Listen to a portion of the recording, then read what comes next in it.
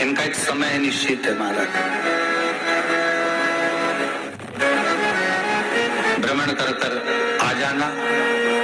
अब इस बीच में जब लक्ष्मी और दरिद्रता दोनों निकल कर जा रही हैं तो दोनों एक भाव कर जाती हैं कि आज हमको कहाँ प्रवेश करना है।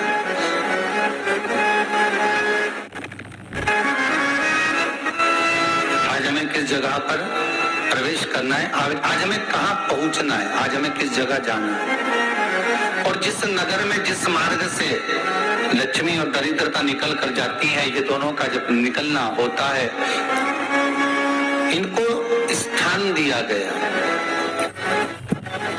जहां पर स्वच्छता हो, घर के दरवाजे पर रंगोली डली हुई हो, द्वार पर जल छिटा गया हो। महाराज, उस द्वार पर लक्ष्मी प्रवेश करती है तो दरिद्रता भी जाने लगती है अंदर।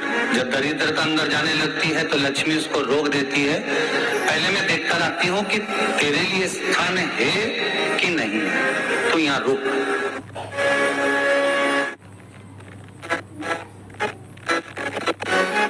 कुछ देर तक दरिद्रता बाहर खड़ी रहती है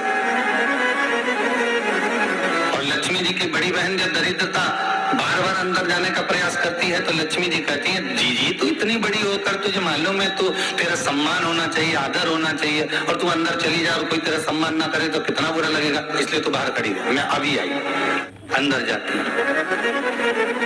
और जब लक्ष्मी जी भ्रमण कर लेती हैं, अंदर प्रवेश कर कर आती हैं, और प्रवेश कर कर आती हैं तो दरिद्रता पूछती है चले अंदर, तो लक्ष्मी जी कहती हैं तुझे मालूम नहीं है क्या जी कि जिस घर में मैं प्रवेश कर जाती हूँ उस घर में फिर दरिद्रता नहीं जा सकती, क्योंकि ये तेरा वचन था, ये तेरा वचन था।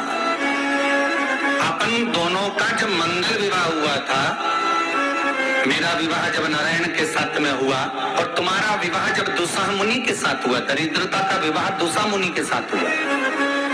जब अपना दोनों का विवाह हुआ था तो अपन दोनों ने एक वादा करा था कि जिस घर में लक्ष्मी प्रवेश कर जाएगी उस दिन फिर दरिद्रता नहीं जाएगी, और जिस घर में दरिद्रता प्रवेश कर जाएगी उस घर में फिर लक्ष्मी नहीं जाएगी। अब जब मैं अंदर देख कर आ गई हूँ तो तू अंदर नहीं जा सकती, अर्थात लक्ष्मी के चरण जिस घर में पड़ गए उस घर में फिर दरिद्रता प्रवेश नहीं कर देगी। चलते चलते फिर दरिद्रता ने देखा और लक्ष्मी जी इसको लेकर गई, और लक्ष्मी जी ने देखा कि इसके दरवाजे पर जल नहीं छीटा गया, इसके दरवाजे पर ना रंगोली डली है, इसका द्वार साफ नहीं हुआ,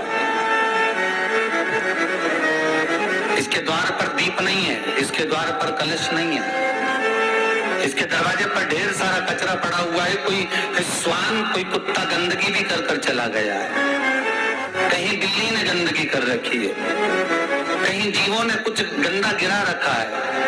तो फिर लक्ष्मी जी कहती है जी अब मैं होकर आ गई थी ना, अब तू जा, तू होकर आ। और दरिद्रता प्रवेश करती है तो अंदर जाकर क्या देखती है दरिद्रता कि इतनी सवेरे से मैं घूमने इनके दरवाजे पर आई और ये तो सब चादर तान के चकाचक गुर्राटा भर भर कर सो रहे हैं। तो दरिद्रता कह देती है तुम्हारा भाग्य ही बेकार है, तो मैं क्या करूं, तुम ऐसे ही सोते रहो।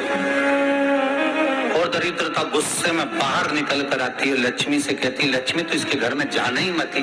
तो दरिद्रता को कहती है जी तेरी बात नहीं मानूंगी क्या मैं? लक्ष्मी जी बोली मैं तेरी बात नहीं मानूंगी, बिल्कुल नहीं जाऊंगी इसके घर में, तो चिंता मत कर, चल आगे चल। फिर आगे बढ़े। ये लक्ष्मी और दरिद्रता का प्रवेश, आपके घर का द्वार, आपके घर का दरवाजा। फिर निवेदन करूंगा एक बहुत सुंदर बात, हमें महाराष्ट्र से सीखना चाहिए, हमें साउथ से सीखना चाहिए, दक्षिण से। जिस समय पर भक्ति देवी यमुना जी के घाट पर रो रही थी अपने पुत्र ज्ञान और वैराग्य को गोदी में लेकर, समय देवऋषि नारद ने प्रश्न किया था कि तुम कहां पर पोषित हुई हो, तुम्हें ऊर्जा कहां से प्राप्त हुई?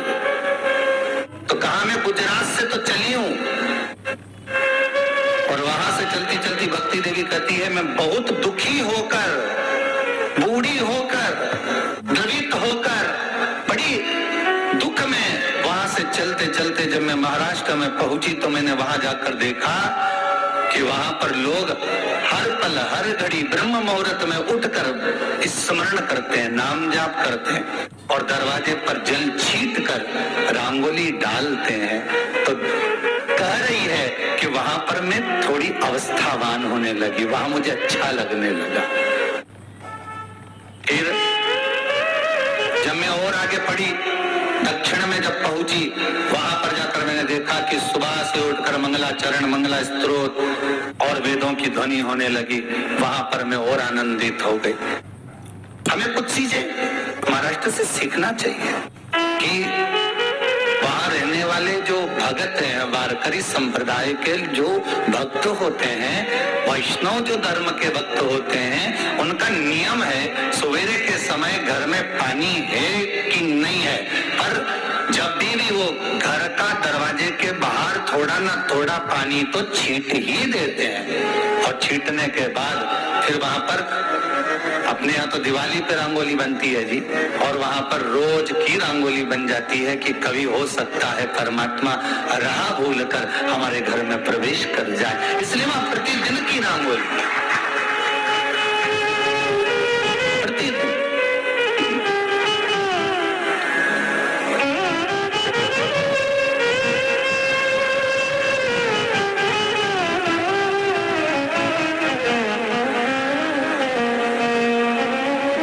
सीखना चाहिए थोड़ा सा।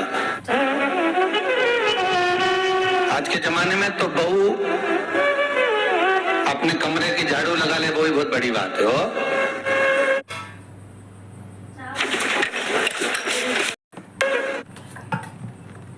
खड़ी खड़ी बहू ये देखती रहेगी कि नौकरानी सही से झाड़ू लगा रही, वहां से लगा के लाओ, इधर से हिड़ के ले जाओ, वहां से कचरा सोरो, वहां से पोछा लगाओ। खड़ी रहेगी, उंगली से बताती रहेगी, पर इतना नहीं बनेगा कि सेविका से, नौकरानी से, दासी से कह दे कि तू मम्मी पापा के कमरे की लगा ले, मैं मेरे कमरे की लगा लूंगी, तो जा उधर। थोड़ा दया का भाव अगर होता तो उसके मन में भी आता कि मेरी बड़ी सेठानी तो अपनी जगह पर है, पर छोटी तो सेठानी की भी बड़ी सेठानी है जो मुझ पर करुणा करती रहती है। पर बड़ी तो कहे कि बेटा रहने दे, तू उधर ले जा, भाभी के कमरे में देख ले जा। उसके बच्चों का बड़ा फैलारा रहता ना, तो उधर देख ले जा, तो जरा उधर, माँ उधर भेज रही है।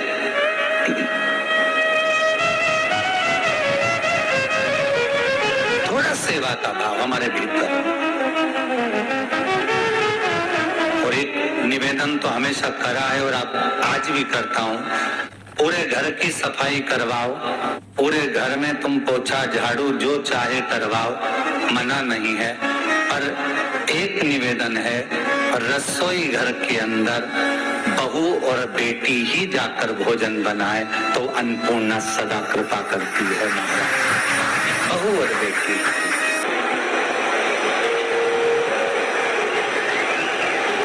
फिर एक कहीं ऐसी जगह मिल जाती है जहां ठोका और वो खींच चली, कपड़े टांग, बार बार प्रयास करा,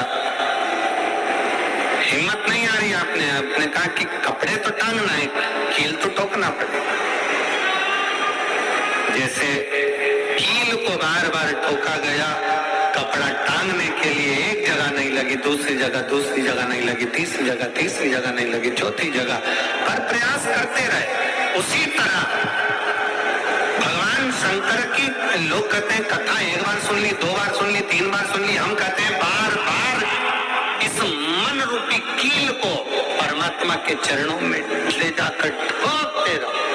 इस मन को भगवान के चरणों में ले जाकर छोड़ते रहो। कथा में इस मन को बार बार ले जाकर ठोकते रहो, एक ना एक दिन ये परमात्मा तक पहुंच ही जाएगी, ये निश्चित। थोड़ा प्रयास आपको करना पड़ेगा, थोड़ी मेहनत आपको करना पड़ेगी, प्रेशर बढ़ा, थोड़ा मेहनत, थोड़ा प्रयास आपको करना। और मैंने तेरे ही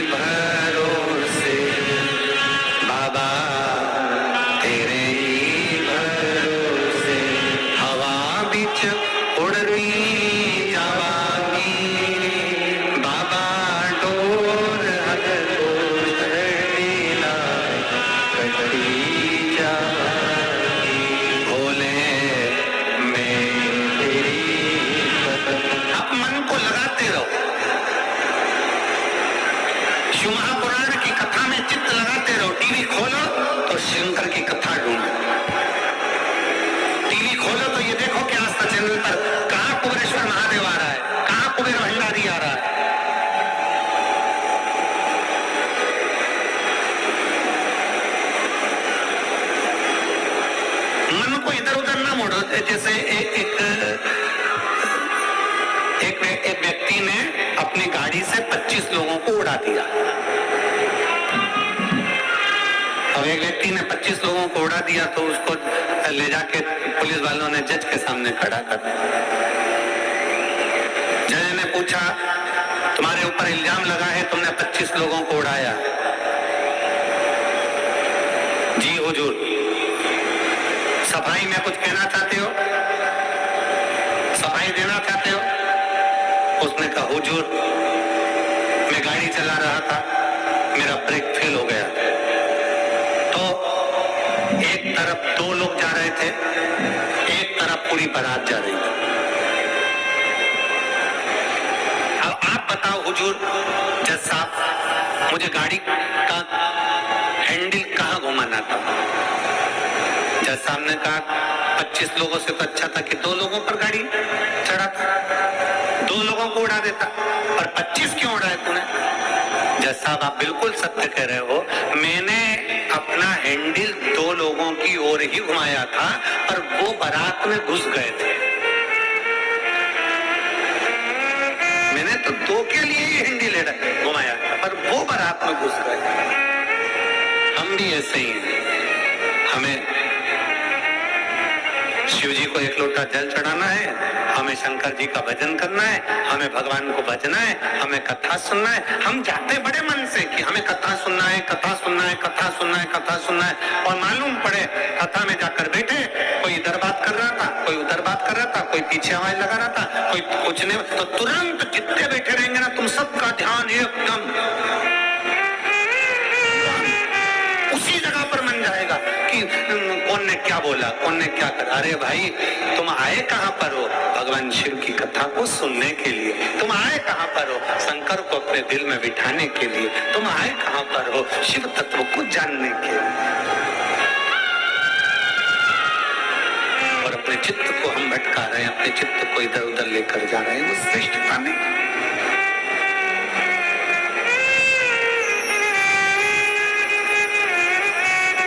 जिस समय पर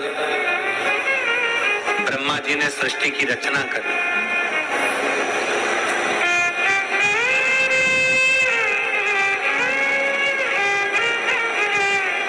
सर्वप्रथम